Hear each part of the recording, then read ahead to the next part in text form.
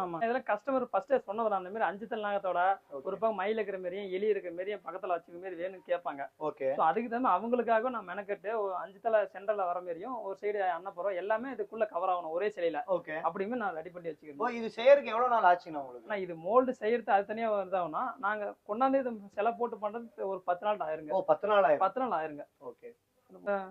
கோரத்துல இந்த ருத்ராட்சம் போட்டுருப்பா அப்படிங்களா, ஆமாங்க. அந்த உடுக்கிலாம் வச்சுக்கிட்டு பாப்பேன். அதே இதுல காலமாட்டுல ஒரு ஒரு கோவத்துல சூர கோவத்துல இருக்கிற மாதிரி மெத்தேடுங்க அது. ஓ, இந்த மாதிரி மாடல்லே நீங்க ஆமா.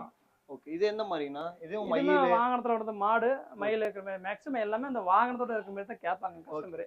ஒரு சில பேர் வந்து ஏதோ வாகனம் இல்லாம தனியா மெத்தையில விநாயகர் மட்டும் அந்த மாதிரி விநாயகர் மட்டும் கேட்பாங்க. பாகுபலி செட்டப்ல இருக்க மாதிரியே இருக்கு. அதெல்லாம் வேற லெவல்ல பண்ணிருக்கீங்க. எல்லாம் ஒரிஜினலாவும் இருக்க மாதிரி இருக்கு.